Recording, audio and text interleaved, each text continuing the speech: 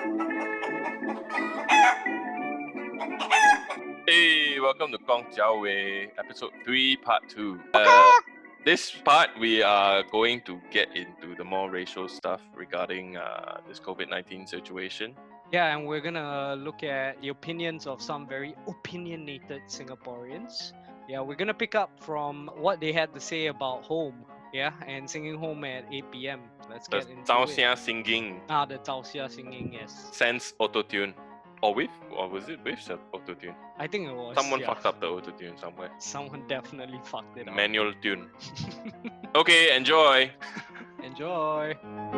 Hey, yeah, so what do you all feel about that whole thing though? Shah especially as like a frontliner, you know. They sang for us. When was it? What, 2 days ago? Yes. Saturday, Sunday? Okay, yeah, so yeah, they were singing home at 8 p.m. You got listen or not? I sing for you, no? I working as Oh, okay. Valid reason.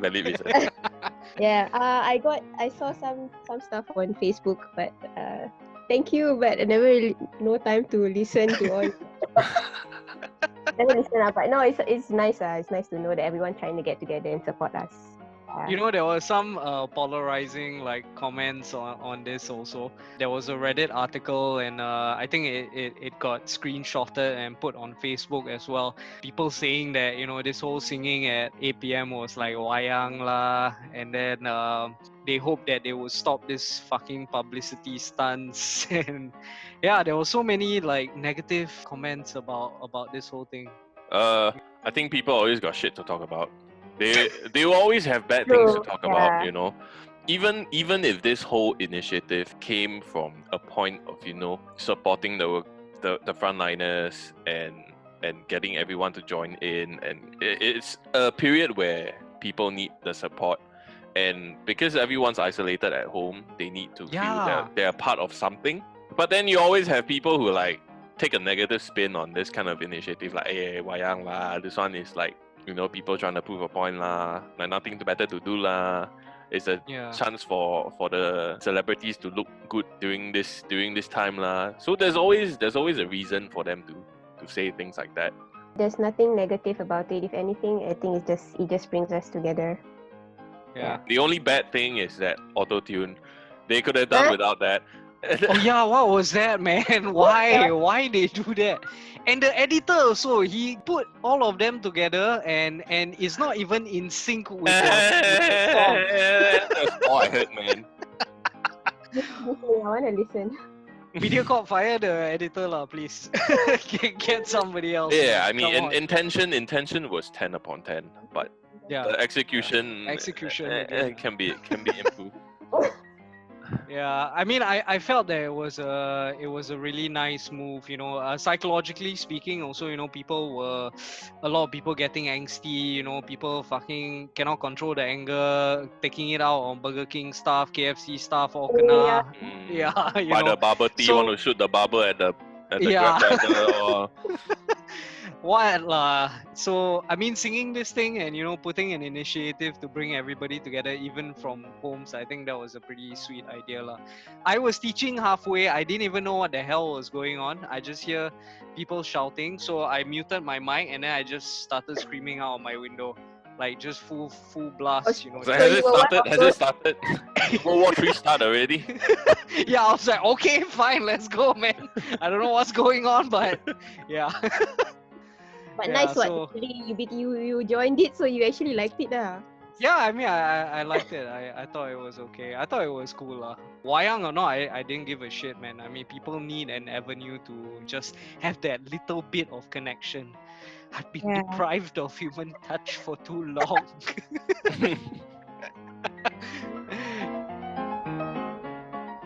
You know, we've been talking about race, and we've been talking about how people have very skewed perceptions, and I think it kind of goes back to the idea, is Singapore, as much as we are a multi-racial, multicultural society, you know, how much of racism still goes on, right? And is there indeed a problem with systemic racism?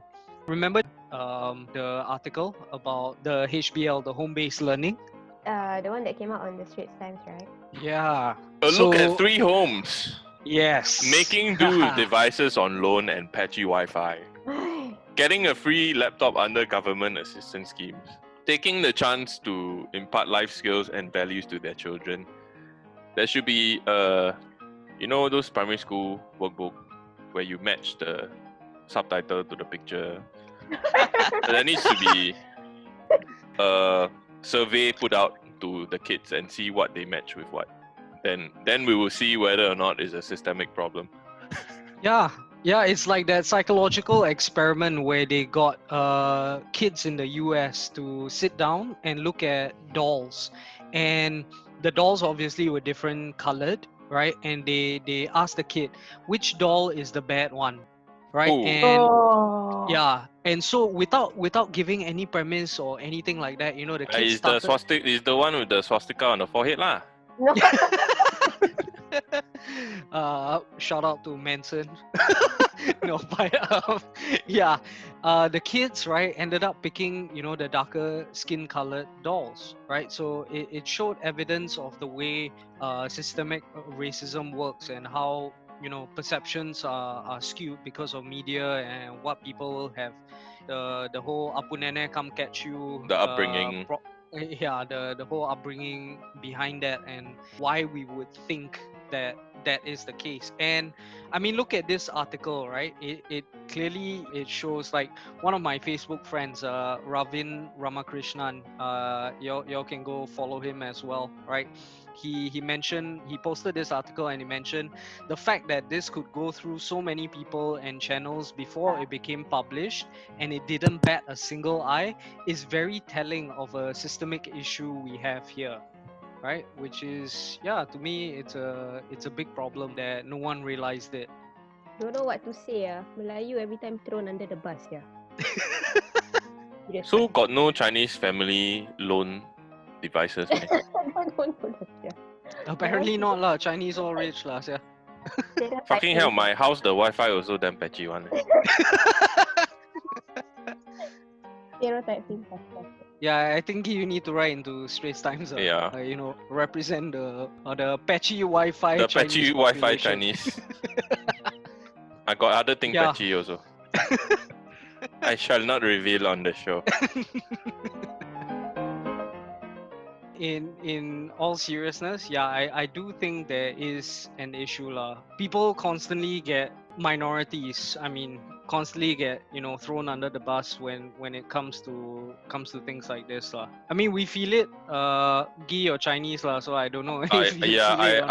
I am the magnet for all your hate. Please channel all of them to me.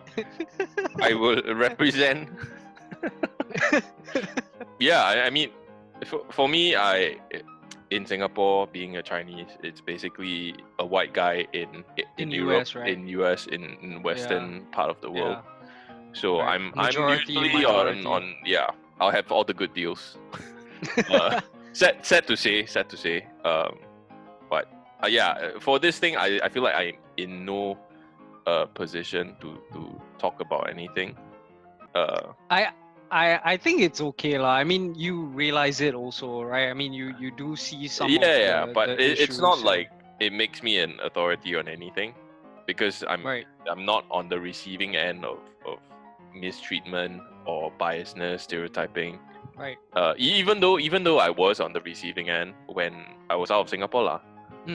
So there was still occurrences. So you had some exposure to this idea of being a minority. Right.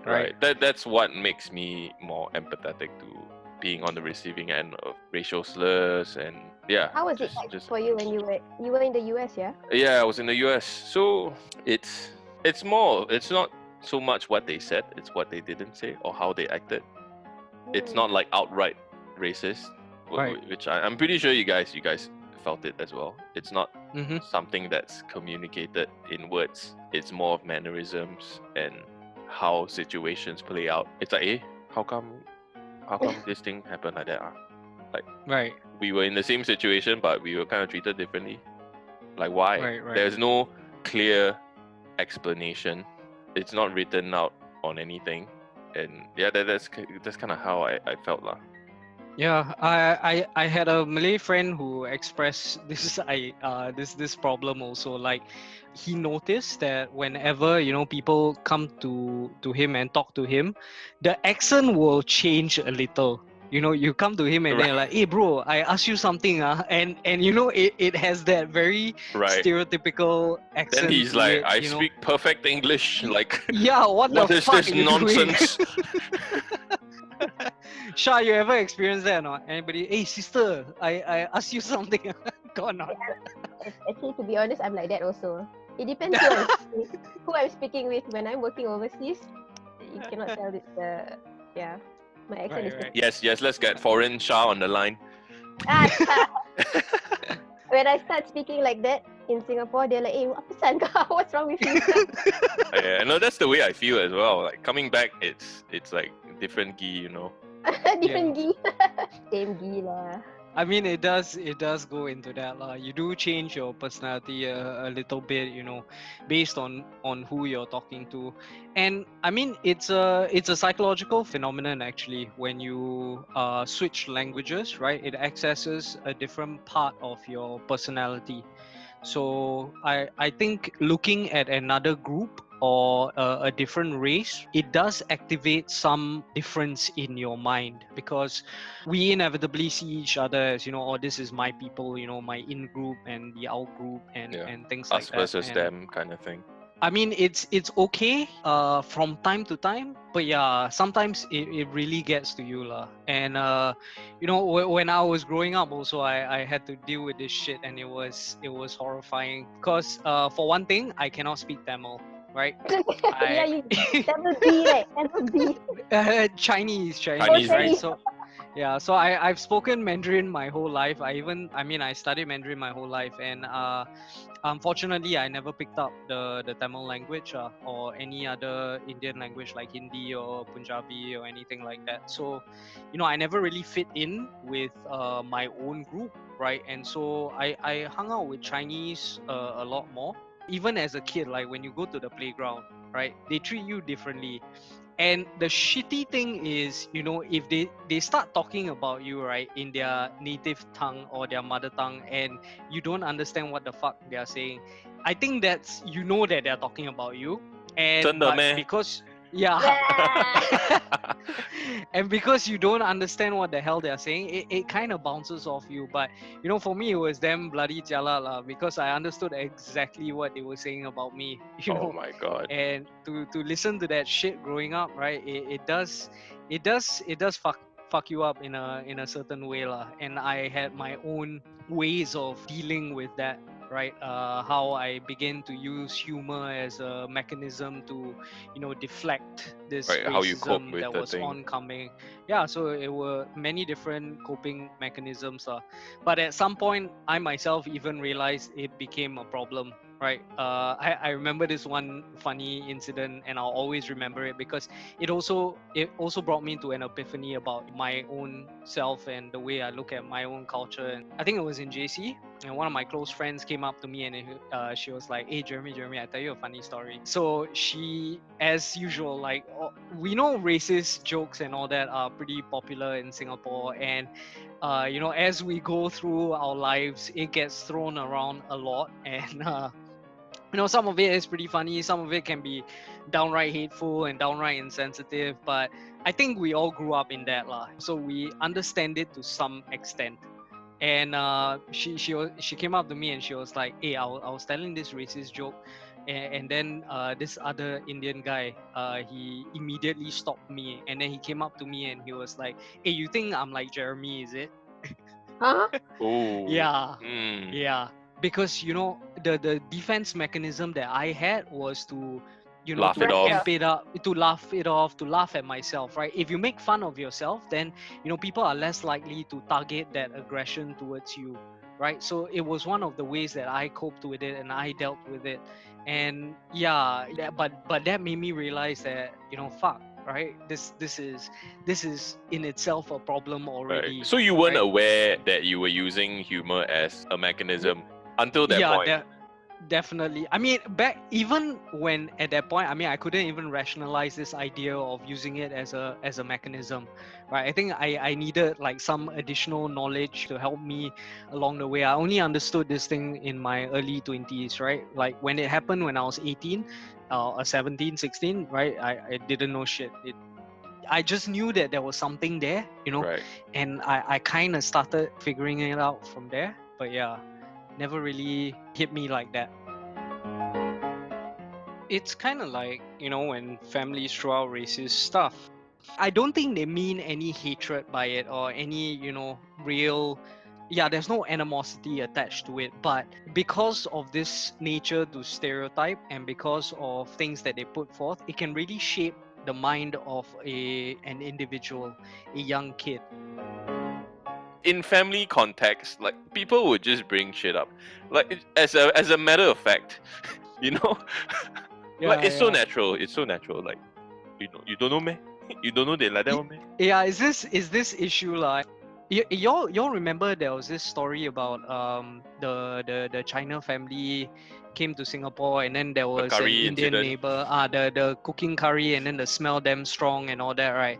Yeah, you question and you're like, what the fuck? Then go back to your country or blah blah blah. I actually experienced that, man, like firsthand, right? When you There were was cooking this. curry?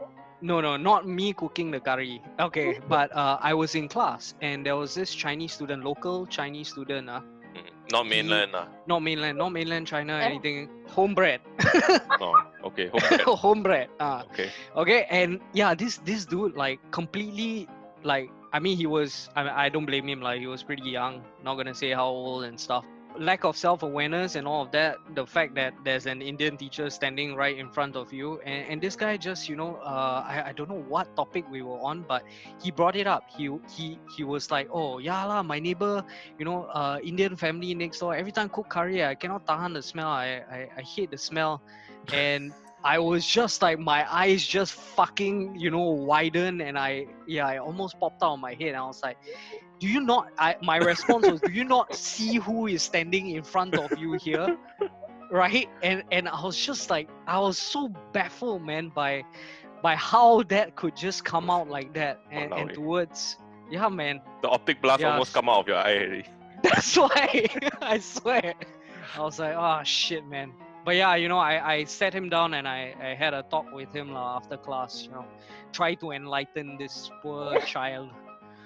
I mean, maybe, who's to say lah. I mean, these things, I don't know whether it's coming off his parents, but it could be that upbringing, or like you mentioned, they casually make a remark like that at home, and Right. it seems so normal to the individual, to say something like that without any regard for the Especially other when you're a races kid around you. your greatest influences are your parents, not even Yeah. so much your friends until later in adolescence.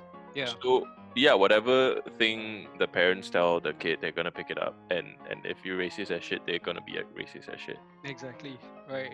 And It's a vicious cycle. yeah. So Shaida, with Yes, what? your travels, with your worldly travels, have you experienced anything like that? Actually, yes. Especially when I was working in the Caribbean area. I was working on a liveaboard, and most of my customers were Americans because it's really close by. The craziest thing that I heard that I will never forget would be someone asking me where Singapore was, and they always confuse Singapore with, or associate Singapore with mainland China. Yes, Singapore. of course. And then China they, Paul. or Hong Kong, and then they wonder why I'm brown.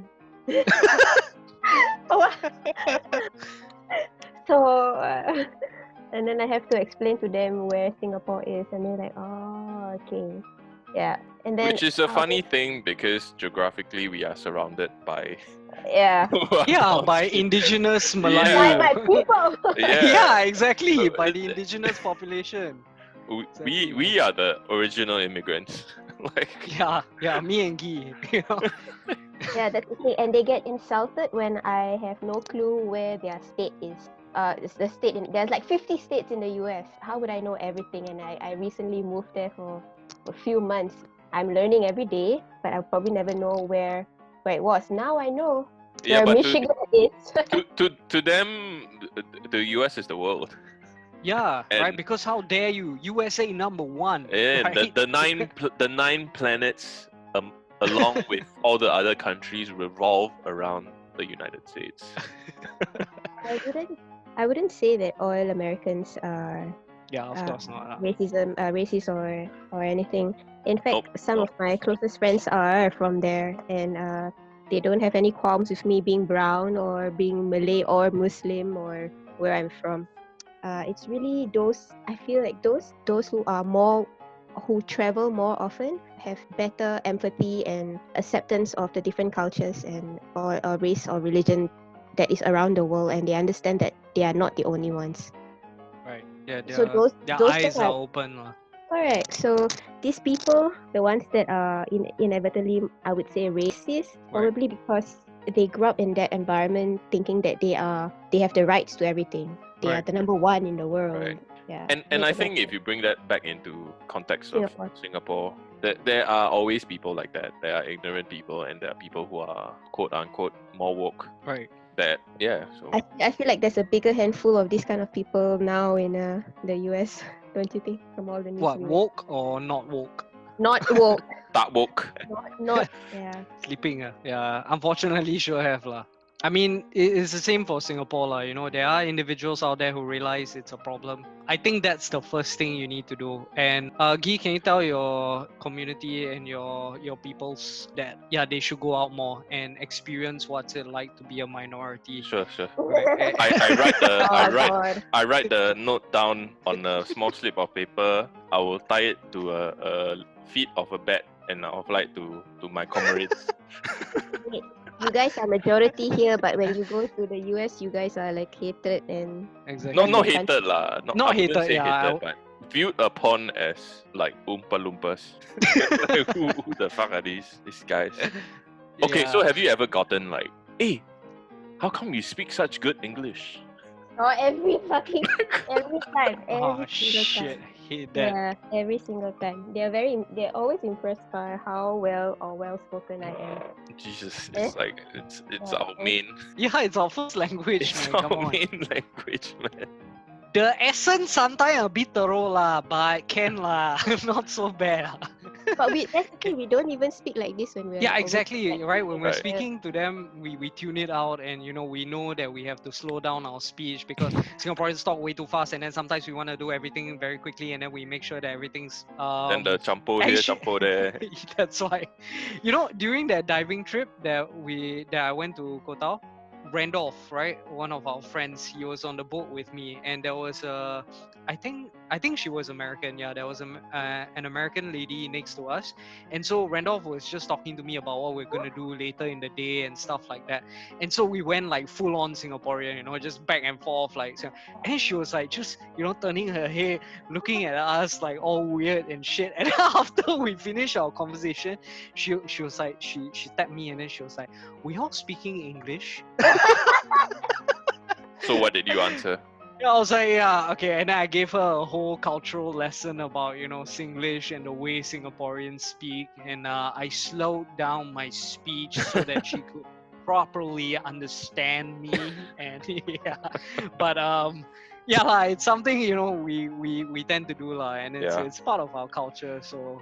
And yeah, I think it was in the first episode when we were talking about this COVID thing. I think I mentioned, during this period when it's a pandemic, when it's like a national emergency, certain characteristics start to amplify. And like you mentioned before, even though it might be a problem that's usually been swept under the rug most of the time, during this period it kind of exacerbates and comes into attention, especially with everyone commenting on videos, on news articles. It's just brought to attention to the public eye, this issue of race. Right. And it's always the easy way out to blame the others, to blame the outside people, to blame the person who's not us, them. And yeah, do you think there's a more meaningful way to actually get us through this period as opposed to playing this game of blaming and shaming?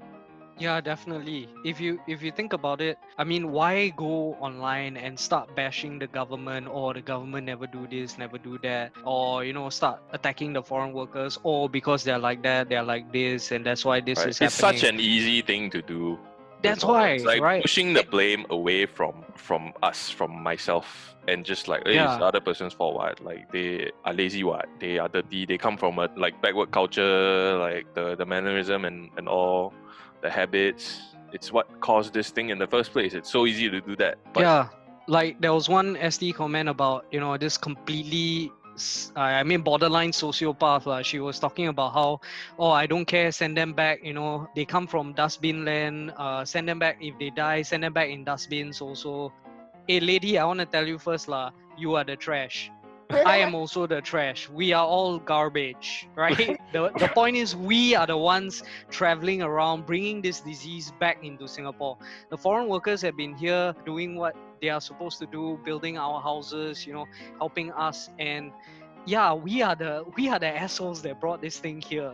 So you have to take a step back and realize that. And yeah. I feel that people shouldn't be as reactive. Stop reacting to everything. Instead, start asking yourself like what you can do. Like Shah over here, yeah, I mean, Yeah. what's she doing? Right, she's helping out on the front lines. Of course, she's a qualified nurse, so a bit different, but there are other ways that Singaporeans can help. And so what if doing a commenting war when you're fighting as a keyboard warrior behind your screen? So what if you're right about a certain thing? It only goes to boost your own ego, right? And at the end of the day, I don't think that should be the goal. The end goal should be how we can all get through this period, this challenging period, and make sure everyone survives. And I think a way to go about doing it is through kindness, instead of being judgmental, instead of being pessimistic and aggressive about things online. Even though it Yeah. might be your first instinct to lash out at someone. Definitely. Yeah, I think it's better to choose kindness over aggression any day. I think at this point, the best thing that anyone can help do if you're not an essential worker is to stay at home and to practice your social distancing. Because from the beginning, we've already mentioned that there are a lot of people who are asymptomatic and walking around. The reason why we have such big numbers are because we are testing even those without symptoms. So you can see just within the foreign worker population how subtle and how sneaky this virus is. Even people like you and me, even I may have it and I don't even know. So Oh shit. that so it's really crucial that at this stage, because not everyone can be tested, that we practice this social distancing as well as staying at home as much as possible. Even for myself, within my own household, I try to stay away from my family members. I stay in my room majority of the time, 90% of the time while I'm home. I go out just to eat, to get some food. Don't even visit. I don't even go out to get any groceries or anything. Most of this shopping is done by my dad because I don't know, and I want to make sure that I don't spread anything, because I'm there with the patients who are positive. Right. At this point, the only safest, the best way to help us is choose to stay at home. Right. I mean, yeah, on top of that, if you have the extra income, you can always donate and you can always help out these individuals, buying food for your cleaners that are working 24/7. Today, when I went back to my office area, so I was talking to the cleaner that cleans the building, right? And then he was like, yeah, every day, man, I'm working and all that. So yeah, I bought him a drink, sat down and then just told him thank you for whatever you're doing. And yeah, just make sure. Of course, I was 1 meter away from him at that time. So yeah, please, social distancing, right? But yeah, buying somebody food goes a long way. Help out in whatever way you can instead of trashing people online and keyboard warrioring. Any small thing. I would show gratitude to these people, like what you did, Jeremy. Even while I'm in the hall, I try to acknowledge and speak to our housekeepers. Yeah, people, those who are not nurses, not doctors. There are many other people running this whole show, and they are managing assistants. So you can see how many people are involved to try to keep this smooth. Right. So Right. everyone is important. It's not just nurses or doctors. There's so many people behind that we don't see that we should always be thankful for. The chefs, the cooks. Yeah, everyone that's not being seen, right? All the background stuff. But you must also tell the chefs lah to cook a bit more curry, right? Keep them happy. Yeah, your target audience. That's why. I see the food they eat quite nice. Yeah? You can take it, not? I know. I don't want to queue. Yeah. So Yeah. I think next time we gotta invite Shaida back again. Yeah, definitely. To speak more about The climate. Let's talk about alternate career paths. climate change. Yeah. Actually, climate change is one thing, right? Alternate career paths. Yeah, you definitely have a lot more to put into this, man. Not everyone can do what I've done. Actually, I think I feel very fortunate already that I can travel as much as I have. And that's from my stop showing upbringing. off.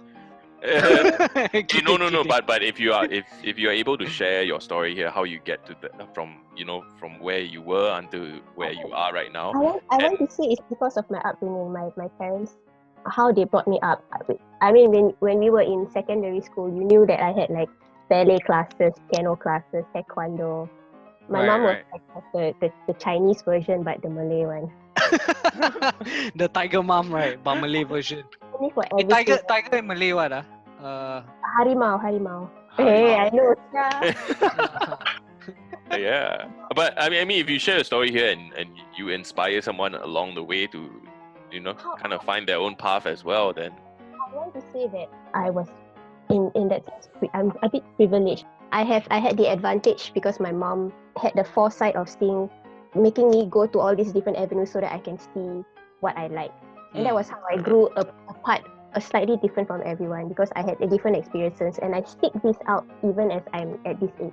I want to try diving. I want to try learning how to dance. So the openness to experience. Yeah. So and not being afraid of being the only race in the class. Right. Like when I was doing ballet, I was like the only fucking Malay girl there. And that kind of like, okay, I can, if I did this there, I can do this. That I didn't have that kind of stigma or that fear of Malay must be this kind of way. Must gather together and lepak and I In the void deck.